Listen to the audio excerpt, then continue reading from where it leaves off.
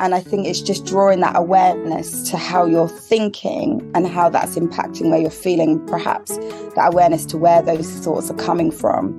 I think that in itself is just really helpful. And I think we often lose that sense of awareness. Everything's just sort of coming at us, rushing over us, running through us, that we don't ever get a chance to think, you know, is that what I really think? Or is that how I'm really feeling? Or what would make me feel better about this situation? Welcome to Priorities, the podcast about the things in life that really matter. I'm your host, journalist and coach Lily Silverton, and each week, along with a roster of incredible guests, I'll be exploring how priorities inform and transform our lives, sharing mindset tips, strategies, tools, and inspiration to help you prioritize your own life.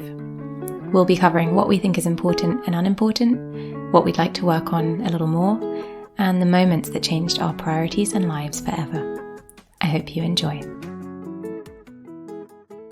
My guest today is Jordan Mitchell, co-founder of Good Culture Inc., a talent and brand agency that does what it says on the tin, focuses on good culture. Jordan is renowned in her industry. She's got more than 2 decades of experience and is an expert negotiator who I certainly wouldn't want to sit across the table from. Definitely want her on my side. Jordan has worked with every major brand you can think of: Net-a-Porter, Dior Beauty, John Lewis, H&M, Skims, and has built the profiles of talent including Stefflon Don, Munya Chihuahua, Clara Amfo, and Laura Jackson. She has a podcast, Showing Up, and is a notable voice within the industry, using her platform to write for publications such as Grazia, covering topics from motherhood and careers to diversity and equality. She's a very open and honest interviewee, and I think this is a special episode. Enjoy. Welcome, Jordan. Hi, thanks for having me. Thank you for being here. I'm going to start this just with a moment of breathing, because you're coming to me from a really, really busy 24 hours.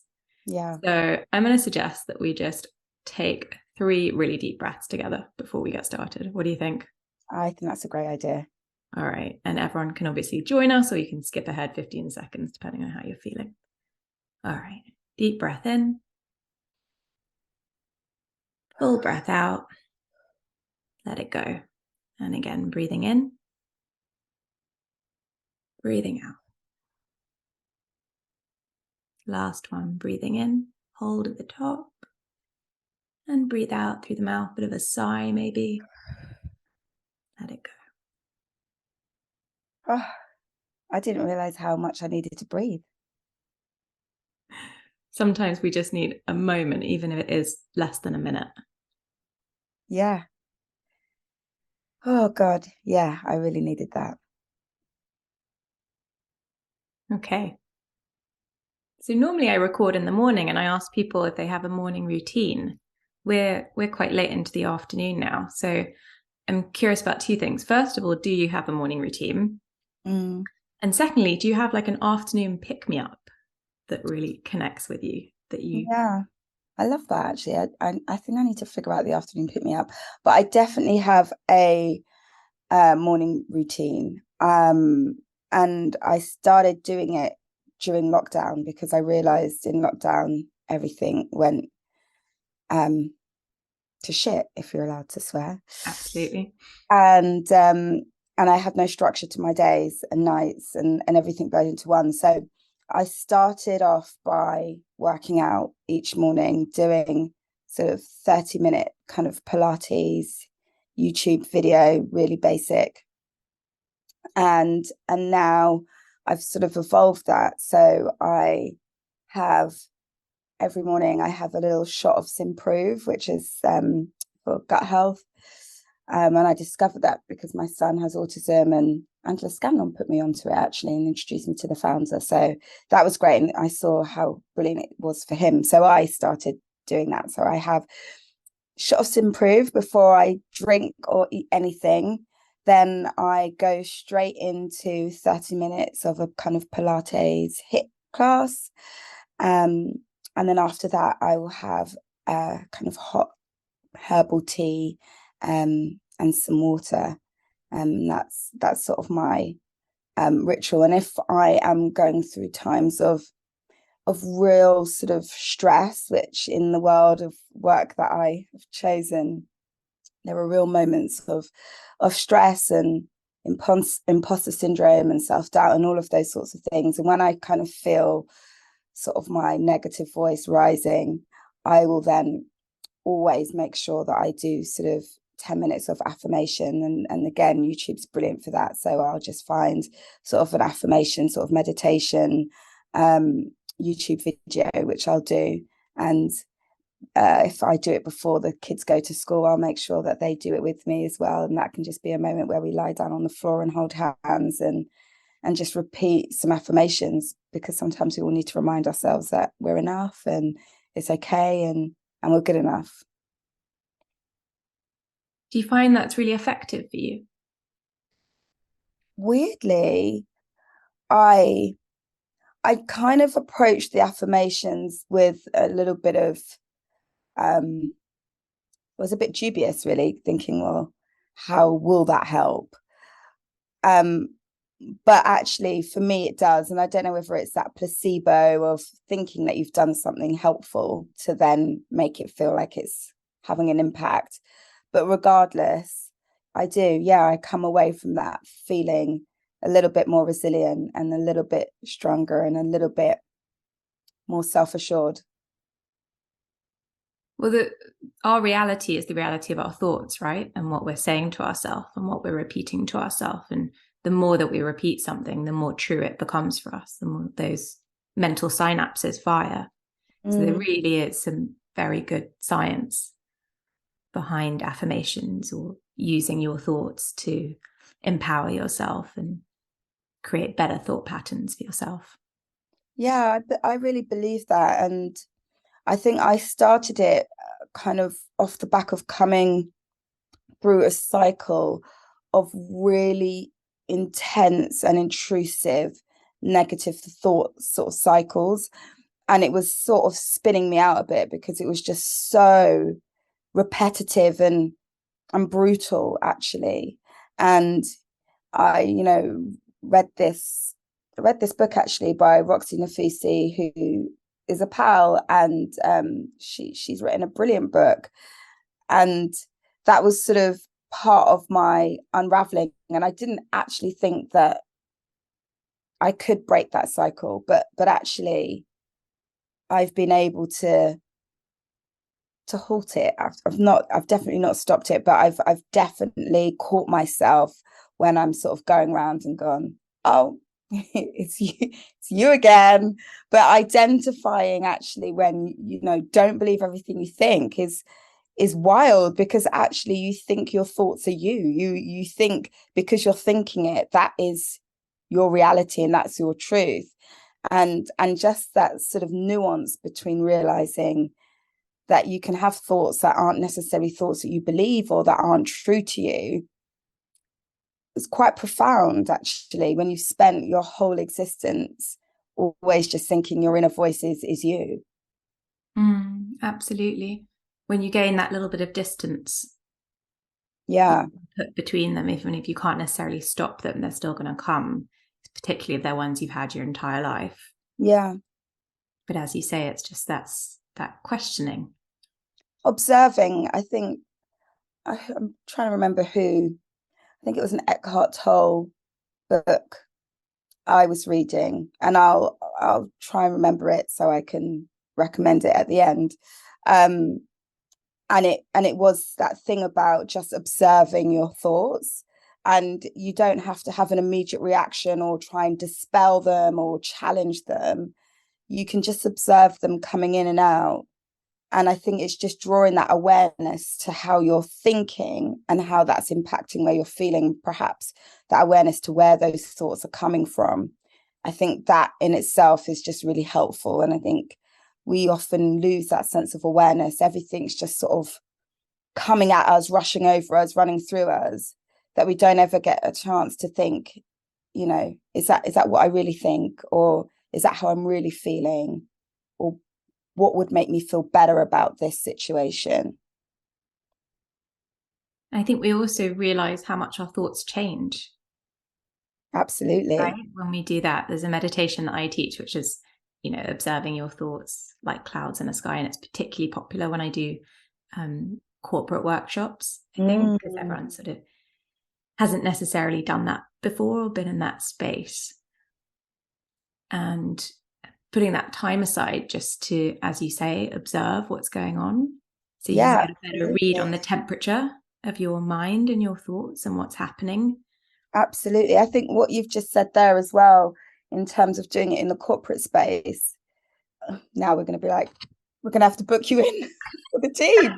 Because I actually think, in the work that we do, all these businesses, we're all like, oh, we care about mental health and say all these sorts of statements. And, the company I co-founded alongside Liz McCouche, my business partner, called Good Culture, is all about actually being good from the inside out. And so, having people like you come into the workplace and doing these things, it's really important to sort of stand by that, to give people the mechanisms and the tools to be able to not only cope but flourish, because actually when we feel good, we are awesome and we can do really great things, and we can do great things at home and great things at work, and when we feel good, that's sort of infectious. Everyone feels great.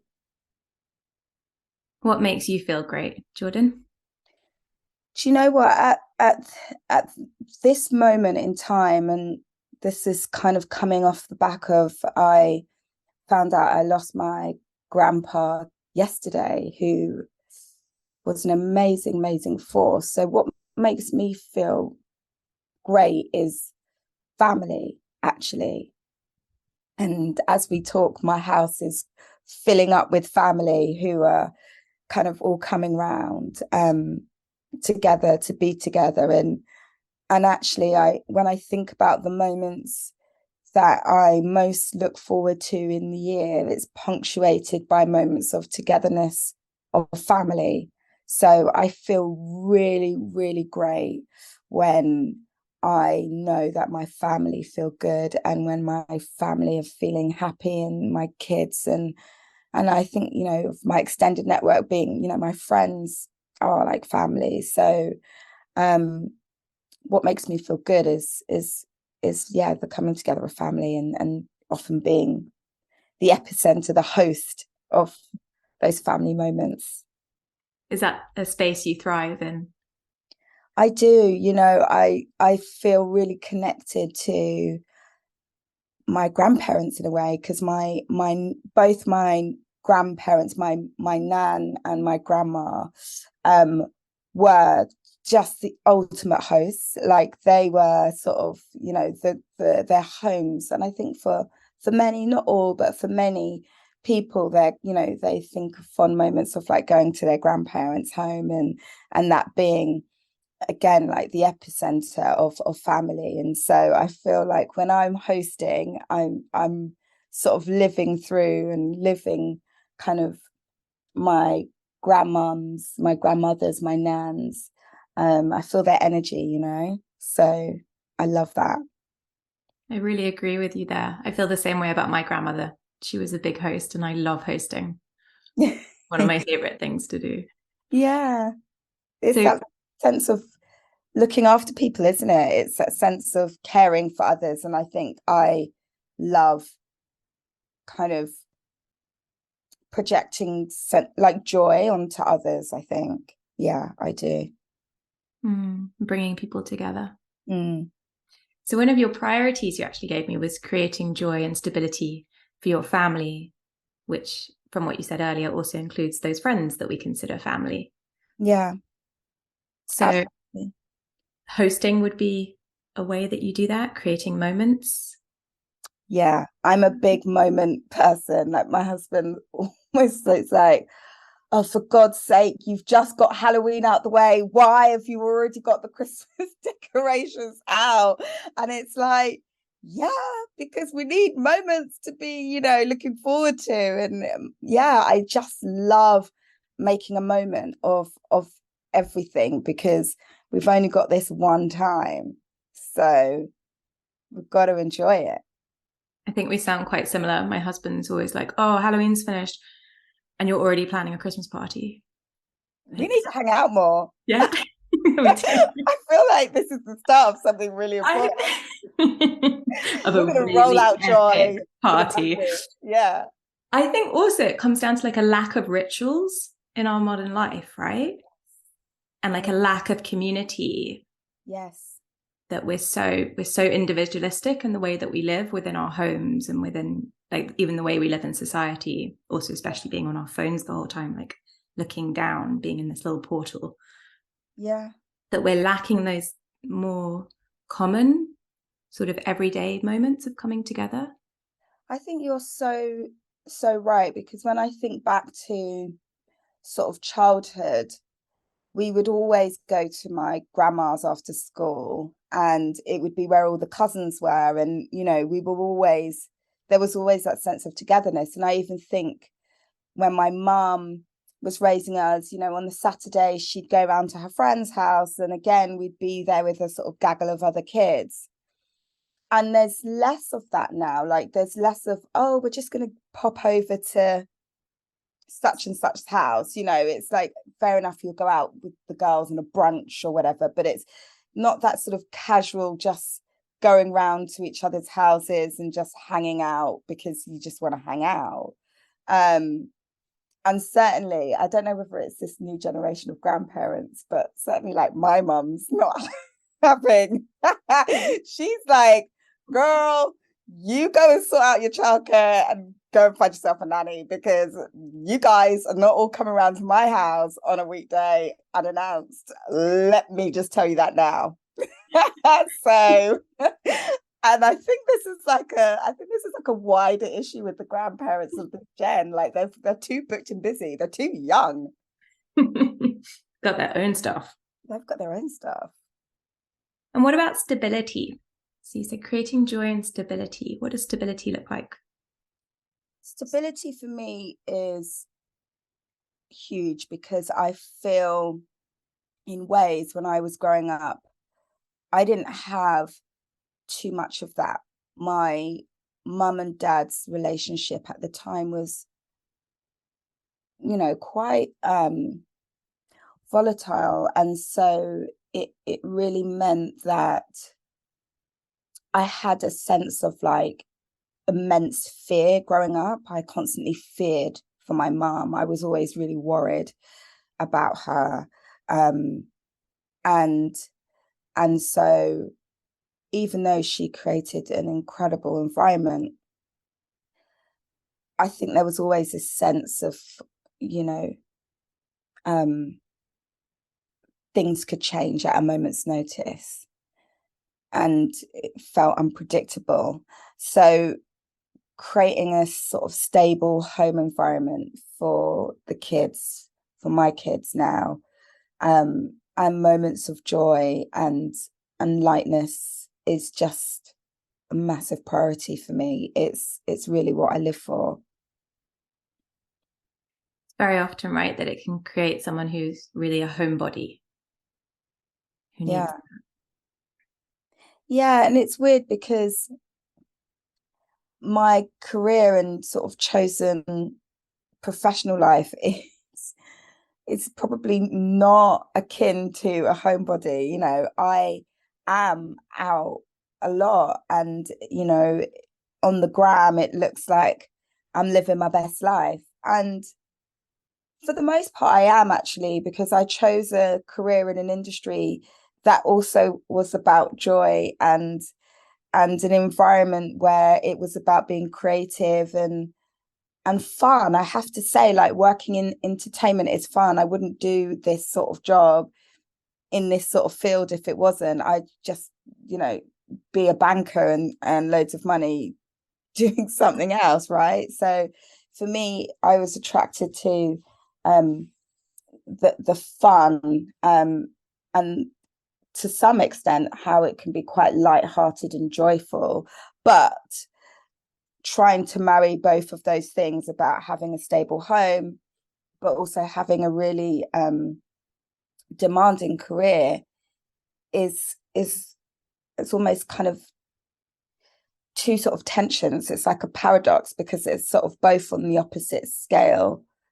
And it's taken me a very, very long time, probably a decade really, to find what that balance is, and how I create stability for the family, whilst also, doing something I'm really passionate about. And a lot of that has come down to having a nanny and having really great support and infrastructure. And so I think, stability doesn't always necessarily have to come from just one person. It's really about having a kind of an infrastructure and an ecosystem that allows everything to work. And yeah, that's important. And that also takes time to kind of find what that balance is, and find the people in your world that allow you to create a stable environment. I think you've hit on something really important there in general as well, which is the fact that for mothers, creating an incredibly joyful, stable home life and going out and having a super successful career are at odds with one another. Yeah, absolutely. They are very, very hard to make work, especially because often nowadays the two come at the same time. Yeah, they do. And I think people should be honest about the fact that it's not easy. And actually, at some points in your career, in your life, sometimes you make a choice, and sometimes that choice is prioritizing career over day-to-day family life. And to say that out loud, it feels uncomfortable, because we've been made to feel judged because of those choices. And I've certainly felt judgment, and people go, "Oh God, Jordan, but you work so hard." And I'm like, yeah, I do, because I've bought a house, and whilst I'm married, and my husband's, he's brilliant, and he does incredibly well for himself. But I bought this house. I save for this house. It's all in my name. And I did that for the little me that didn't feel stable when I was growing up. And, we were left in a really uncomfortable position because my dad left, and my mum wasn't in the position to give us everything that she could have done if they had been, together. And so for me, part of that stability was actually equipping myself so that regardless of whatever my situation is, whether I was on my own, together, or, living in a hippie commune, that I could still give my kids the absolute level of quality of life with or without anyone. And that's been the goal. So yeah, for me, I've had to prioritize different things at different times to allow me to be in the financial position where I can do that. And I'm fortunate enough that I can enjoy that with a husband who's a brilliant father and an incredible partner, and we can share that. But there was a huge part of me that wanted to prioritize being able to at least do it for myself, just in case. And yeah, that goes back to sort of childhood, I guess. Also shows your kids something really important, teaches them a really important lesson about prioritizing yourself and about working and going out there and achieving and having that motivation and drive. That's really inspiring. You can't teach kids to prioritize themselves and then not prioritize yourself at all. Like, you got to walk the talk. Yeah, no, I see that. And I definitely see that with my eldest daughter, Jada, who's 19 now. And, just how she speaks about me and the work that I do, and seeing that pride, that is everything, because that's what all the sacrifice was about. And, I had her when I was 17, and the odds were stacked, so highly against me and her.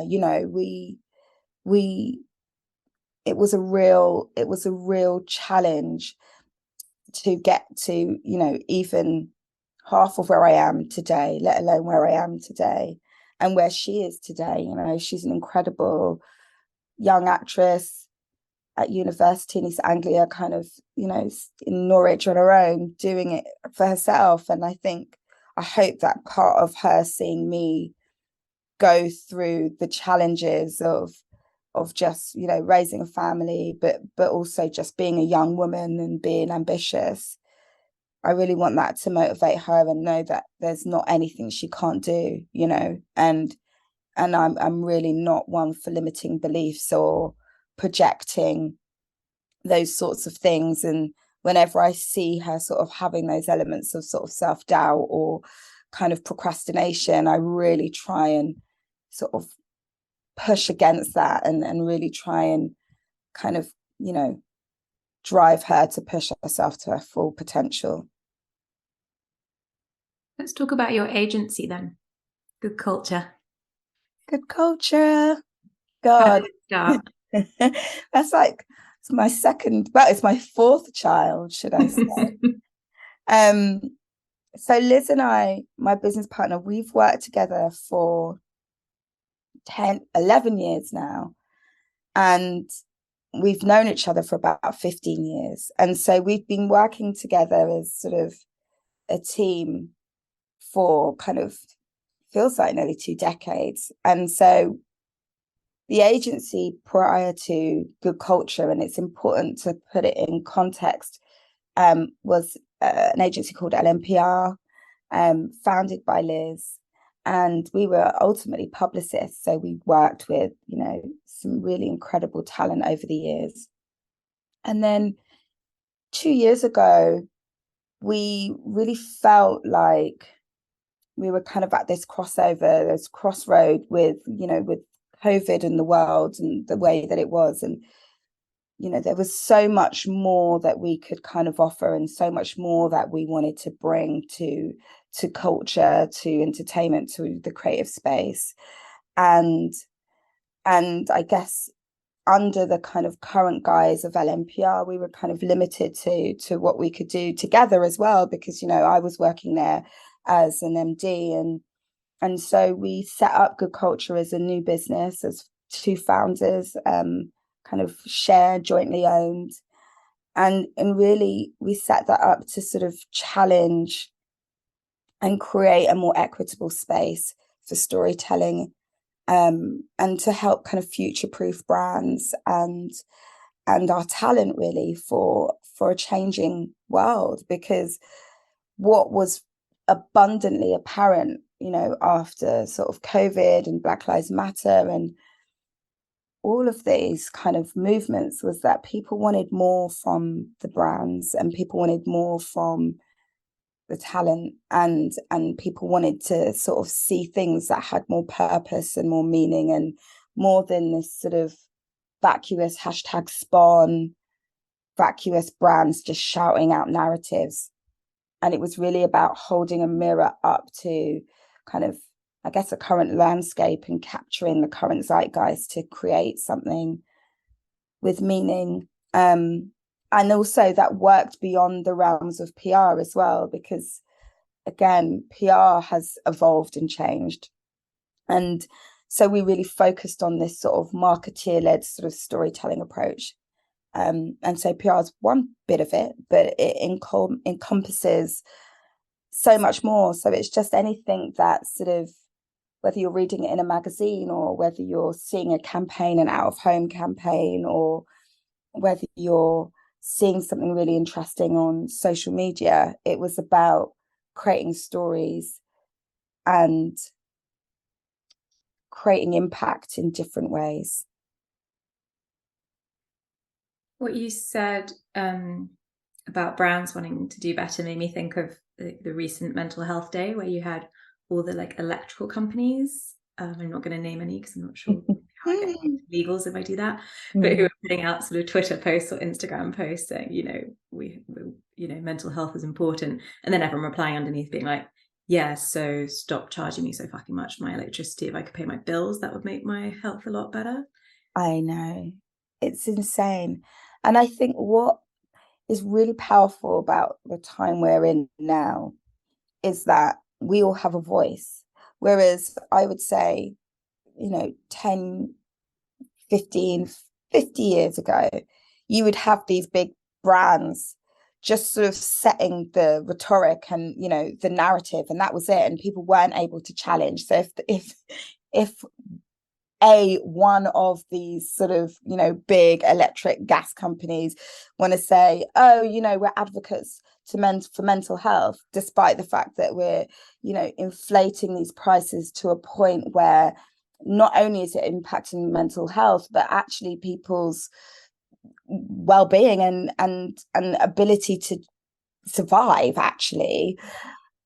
But, you know, they could just sort of say whatever they wanted, and people weren't in a position to challenge it and hold them accountable. Where there's been a massive paradigm shift now, where we're in a time where people can say, no, do better, and really challenge it and galvanize, you know, a community of voices that can really push back and impact change. And I think that's the difference. And now we can't just talk to people, we have to be part of the conversation. And so the brands that hopefully will do well will be the ones that listen and actually create sort of change and course correct and go, no, you're right, we can do better, and be accountable. And I think those are the sorts of brands that will survive in the next 50 years.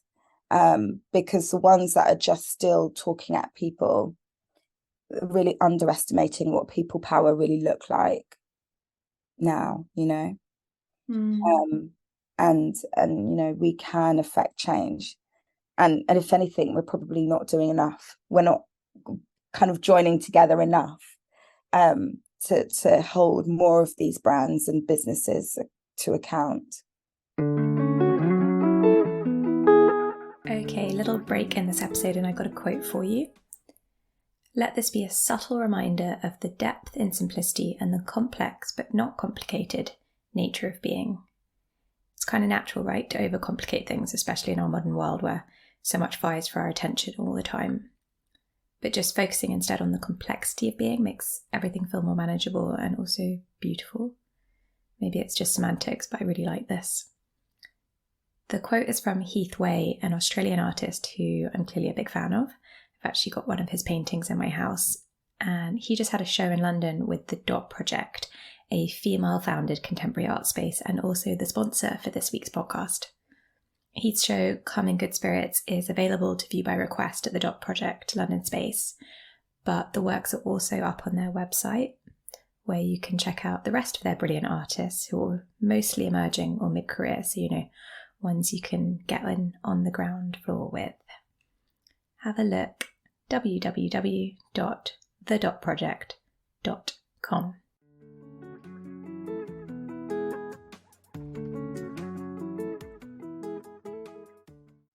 It's the biggest positive of social media, really, is this accountability. And as you say, we're not quite using it to its potential. I mean, clearly, we all spend time like watching cat videos or whatever. Instead of watching people change outfits for like hours. I know, right?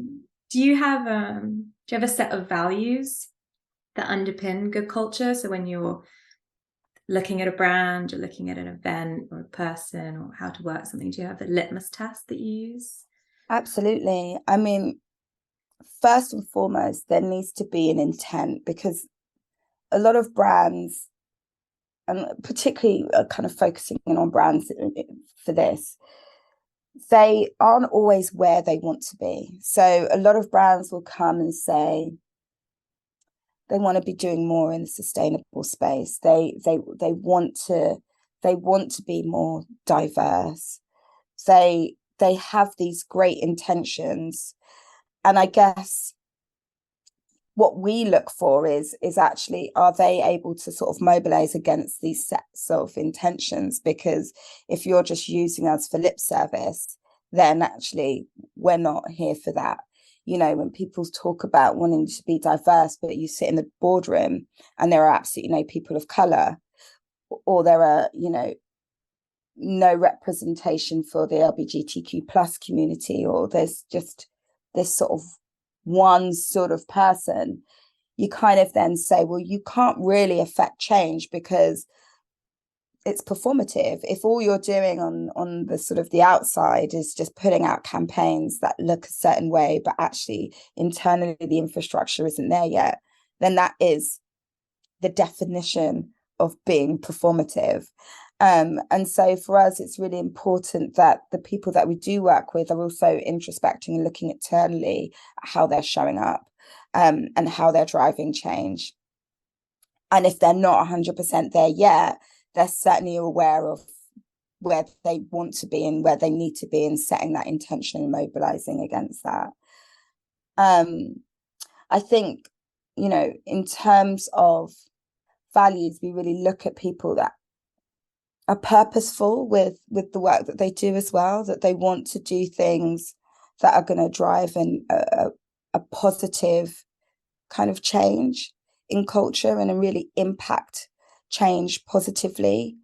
And also really just good people. Like, we want to work with people that make us feel good, that make our team feel good, and that are genuinely, wanting to collaborate to create good work.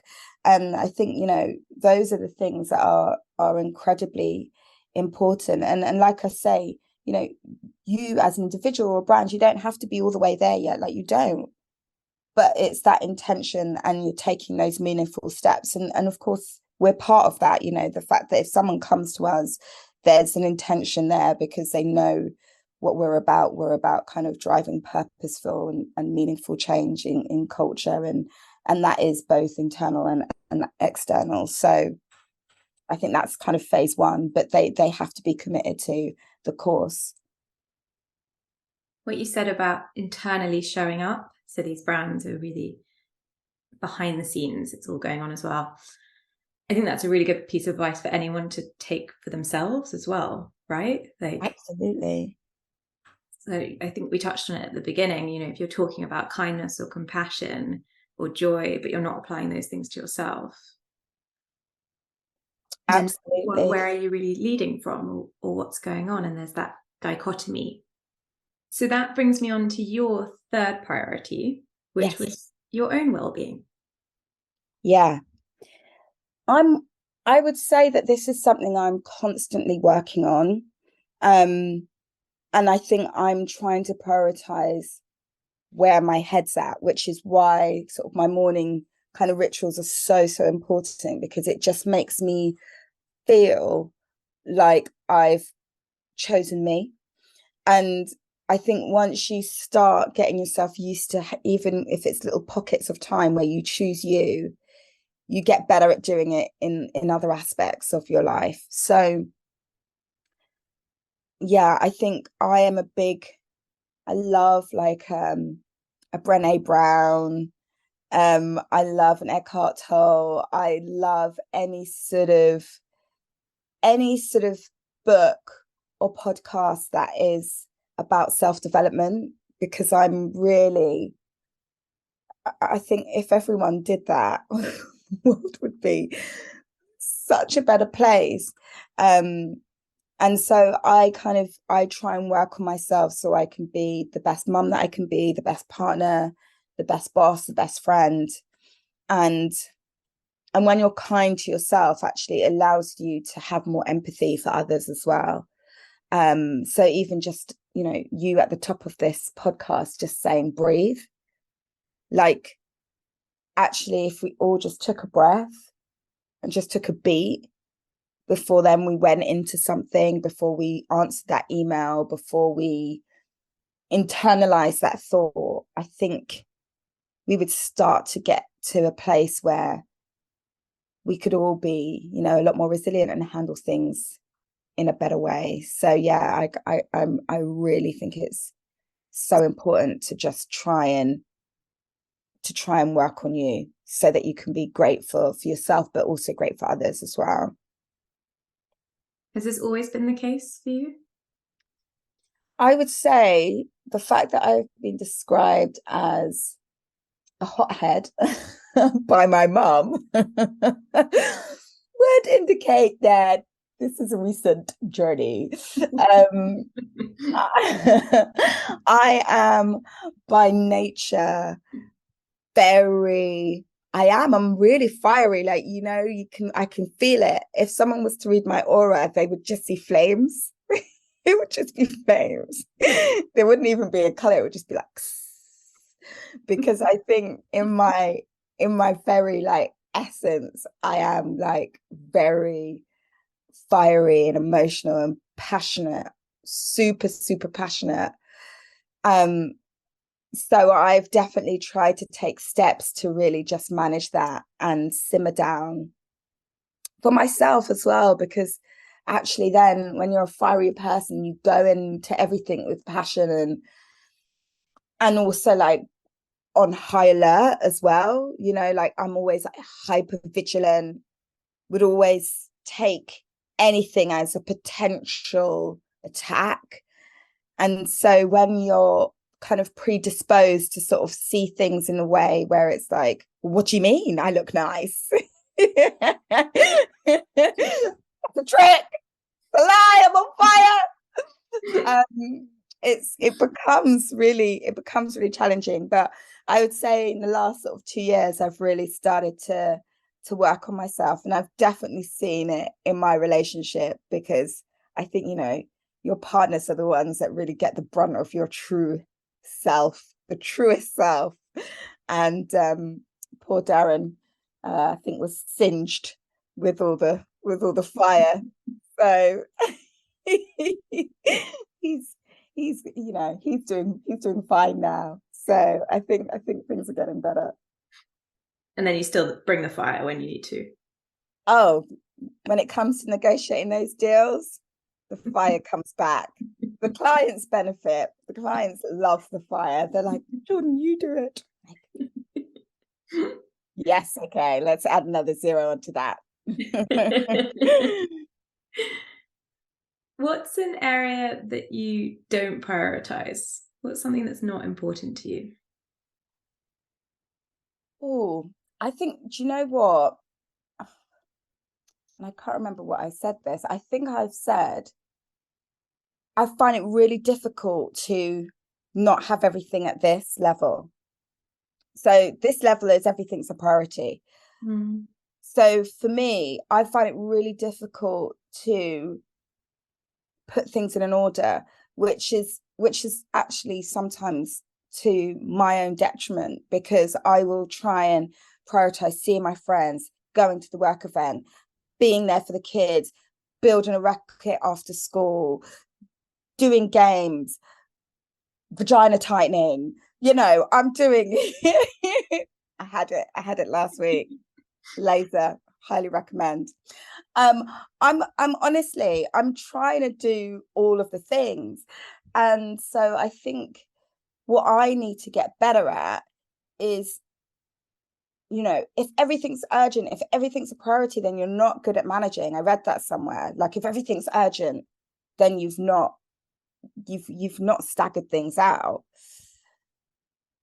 And I would say in a work situation, that's not the case, but certainly in a life situation, and I guess work is part of that holistic life situation, I think I try and put the same amount of energy into everything, and I can't. So I need to hear what other people's things that they don't prioritize, and then I'll just copy that and I'll learn. I'm like, what is it? Plants. I'm not prioritizing watering my plants because they all die. So yeah, I'm with you with that one. I always say that if everything is a priority, nothing is. I agree. Which is what you were definitely touching on earlier. And I'll send it to you tomorrow. I've just written a newsletter that comes out tomorrow all about being mediocre in some areas of your life. Yes. In letting those standards slip and being okay with being like, yeah, I haven't done that very well, but that's okay because that didn't need to be done really well. Okay. By not doing that well, I've got more energy and time and effort for the things that are really, really important. I love that. I think, I don't know if I should admit this, but I'm going to be honest, because who's the boss? No one. I probably am mediocre at doing the kids' homework, and it's because I really don't like doing it. I absolutely fucking hate it. I absolutely hate the homework.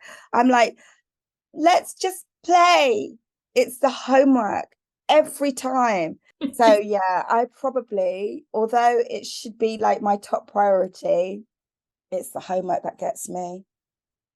And I don't open the homework, the bag that they get from school enough. I always then scrabble and do it in the morning, and I'm like, shit, it's Mufti day, and it's too late. We're still at the nursery stage, but I have a feeling that there'll be a lot of people listening who can relate to what you're saying. And also, the homework isn't the only education. Lots of the education is everything else. Yes, that's what I'd like to say. Like, holidays is part of the education. They're there at school to learn. Like, that's what the teachers are meant to be doing. That's the bit. That's the bit. Priority. That's the bit. I genuinely, now I'm really unpacking. I really want to be good. I really want to be better at that side of things, at that kind of, yeah, for sure. And I guess the context around that is because my son, who's 13, my middle boy, so I've got three, and my middle boy, he's 13 and he's autistic. And he's like severely autistic in that he can't read, he can't write, he can't tell the time, all of those sorts of things. And so I think I've had a bit of a block against sort of the homework in the traditional sense, because I found it really challenging just to see him really struggle. And it's not, just seeing him struggle, oh God, boo-hoo. It's more that he can't do it. And the school have said that he will never be in a position where he can, but I still always try, and not try in a way where I'm trying to force him to do something that he can't and make him feel a sense of sort of disappointment. But I'm always trying to find different routes to try and help his learning. And so when, we're trying these different things and we don't always progress, I guess that feels hard, and then it makes me feel like,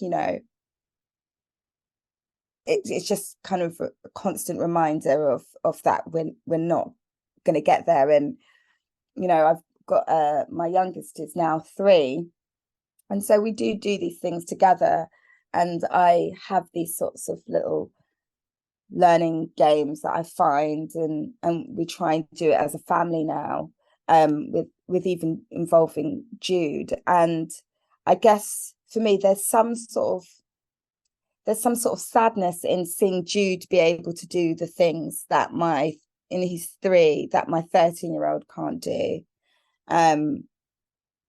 And I guess there's an internal dialogue of frustration there, and I guess because I'm used to thinking everything's mind over matter, you can push through, you can achieve anything, but having to reconcile that actually that's not always the case.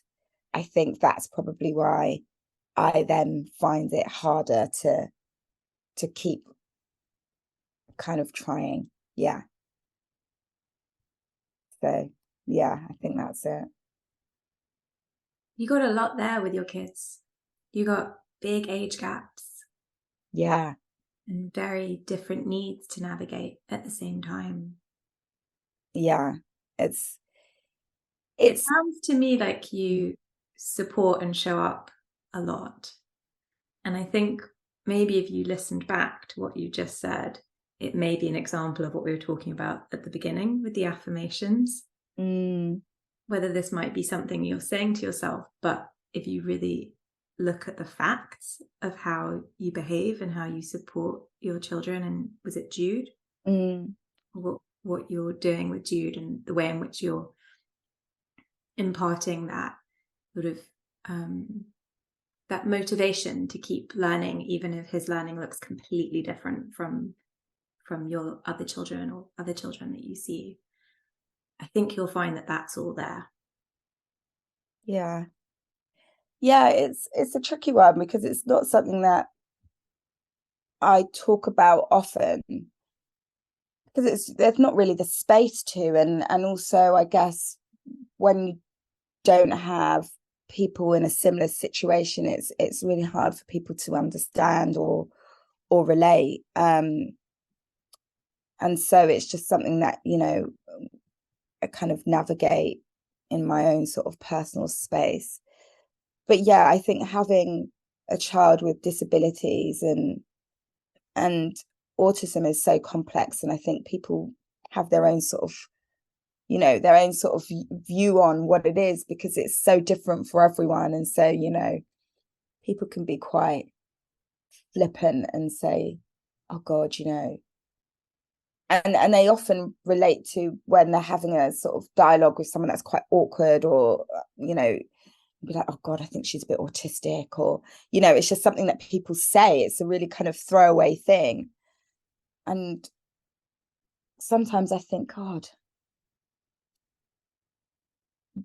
if you unpack what you mean, it's actually quite negative what you're saying, because this person might not be autistic, they might just be difficult. And to sort of have this sort of general homogenized sort of view on what it is tough. But I think with Jackson, and it's Jackson, Jude's my youngest, but Jackson's my middle boy, and he has autism and global delay. So I think there's a combination of things at play there. And there are times where actually, everything feels really awesome and everything feels really brilliant.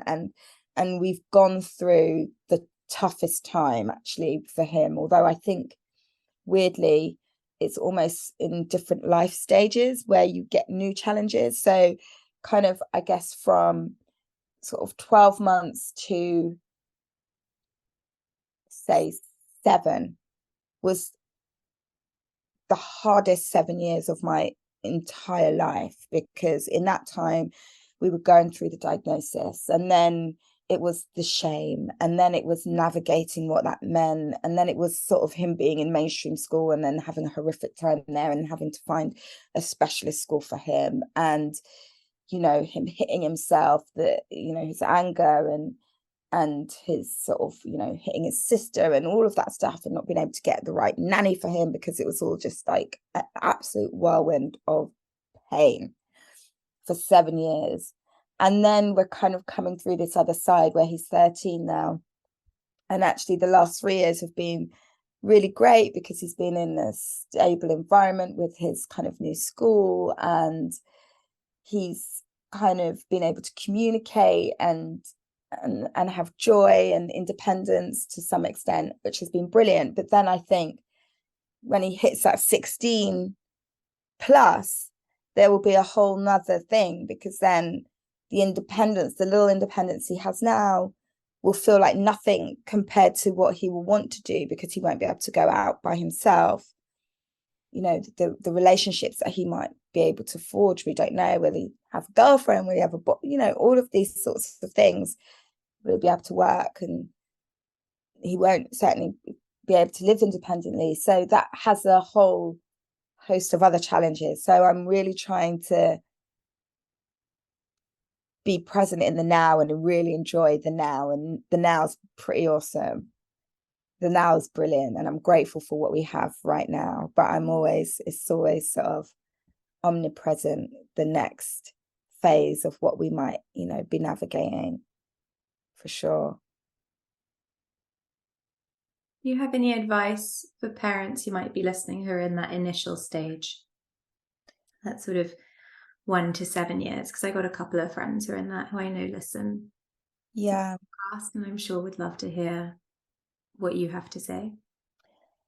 I would say, firstly, be kind to yourself, because in that early stage, there's a lot of internal blame. You think a lot of this is your fault. I would say that, the shame that you feel by not having a child that fits in, I often felt like, oh God, I don't want to go to this party, or I don't want to do this because of how, Jackson would behave. And it really was more about trying to protect the people around him versus just letting him be him. And it was always trying to just micromanage each moment.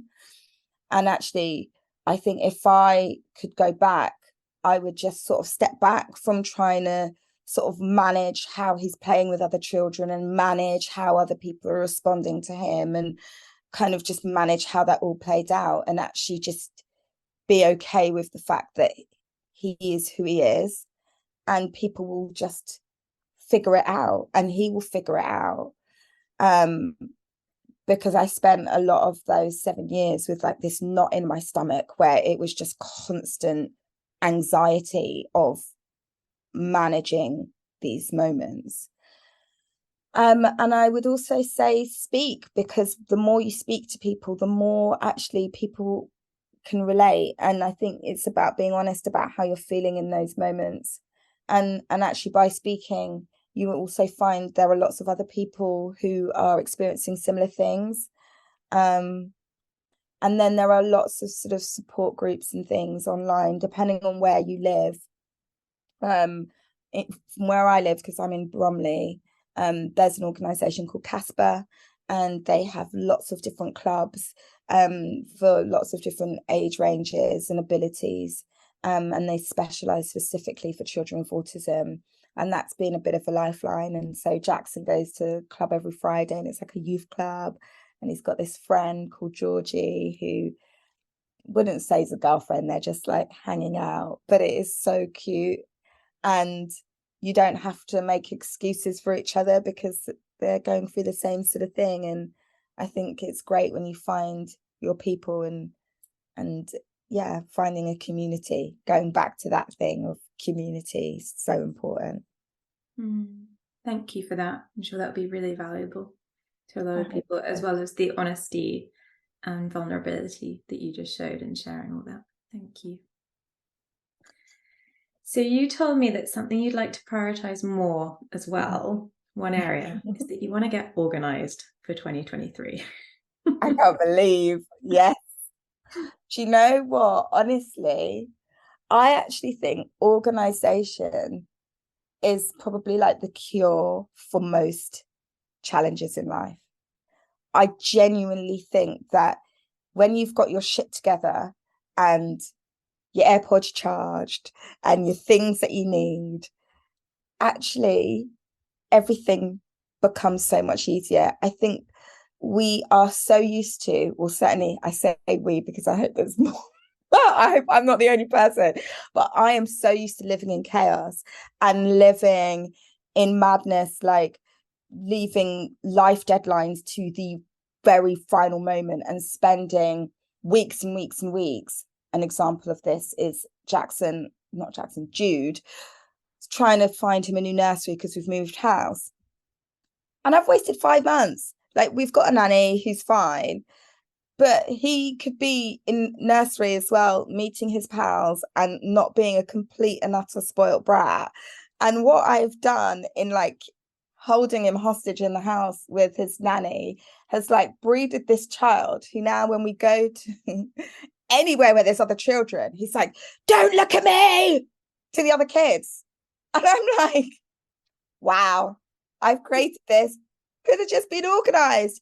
He would have been in a nursery 2 days a week, probably would have had a cold for 2 weeks of every month, but at least he'd be able to be with other kids without screaming at them. That is just one example of the very long list. Another example I'll give you is I'm at the moment in a house that's boiling, which is terrifying given the fact that we're in this crisis. It's boiling because I don't know how to turn the heating off yet. Should have just got a plumber out ages ago. But I'll pay for this in my £1,000 bill that I'm probably going to be receiving next month, which then also impacts the Christmas presents. Again, being organised would mean that people would have presents this year. These are simple things. Got this picture of like your megalomaniac son just oh, and he really is running around running around in a vest top. Fuck away from me. Yeah, absolutely. Are you good at delegation? Well, at work I am, and I've got good at it because I've realized when you entrust people with things, great things happen. And I've really seen that happen at work. It's incredible, actually, how good everyone is when you actually give them clear instruction. At home, I tried this delegation thing at home, but when the only person you delegate to is your husband, who doesn't always action what his tasks, this is when it gets problematic. But what I would say, my sister is she started this company where she's doing this like remote PA thing. And I thought, oh God, you know what? I'm just going to try it. And I kind of gave her the task of booking like family holiday and bits and bobs. And you have to pay for it. I'm like, for God's sake, no, not mates rates, but no, I actually still have to pay for it. But actually, it's a really great investment for me because it means that I'm not procrastinating about booking a holiday. So then all of a sudden the prices go up to extortionate amounts. And I've just paid something like £30 an hour, whatever it is. And you just kind of go, oh, I need you to sort out X amount in like 2 hours or 5 hours or however many hours you want to allocate. And that's really kind of yielded some good results just in terms of headspace. So yeah, I think I'm going to be doing a bit more of that. Okay, I'm hearing that you've got a great resource there in your sister. I had a virtual PA for a while and she was brilliant. I think the stumbling block that everyone comes across is like, then you have to get organized enough to make the list of things you need to get organized with. Yeah. To delegate them. Yeah. It's really about finding that time to set aside to think, I guess. Totally. And there's a saying where it's, you've got to make time to take time. And it's really true because I talk about this with my team a lot, who are like, you know, I'm good at delegating to them, but now they need to get good at delegating to their team. And this is a constant battle I think agencies always find, particularly when people are sort of growing and kind of growing and developing in their own role. But it's that thing of, if you need to spend that initial time, because you get hours and hours back. So that initial 30 minutes is giving you like 5 hours back down the line. So you need to just make that initial investment in time to then get the time back. So I need to take my own advice and I need to do that. So how are you going to do that? What are you going to commit to? I'm really going to commit to making time to really figure out what it is that I want to do for myself, because I am so bloody excellent at doing it in a working capacity, to the point where I over-index in that because I'm good at that. And I'm like, oh no, but I'm really good at spending my time in this way. And I really just need to do that for myself, like silly things, like you'll laugh, like a pension, life insurance, shit that really counts. It's all well and good you having your clients have on covers and them making all the money. That's great for them. But when you're out on your ear and scrabbling around, because you've got no pension and you're not employable, that's not going to be fun. So yeah, I need to figure that out. Those sorts of things, the big stuff. Okay, let's get quite specific. Do you think there's 30 minutes you could find this week that you can block out in your diary in order to make the initial list? So you got it all down in one place. Definitely. Yes, there is. I mean, there absolutely is, because I spend that time on Instagram. So there is. I've got a bag of those 30 minutes. I've been just spending it on the gram. Got quite a few. It's like everyone could have written a couple of books by now. We could have all written an encyclopedia of life. Shakespeare's works at this point. At this point, it's a bit of a joke. And now that I've got Pinterest because I'm creating a moment of joy for Christmas and want to try and make this living moss tablescape, I've realized that I've actually got I've got hours. I've probably got a spare like 5 hours a day that I didn't realize I had. Pinterest is a hole. It's like a really beautiful, really fun hole.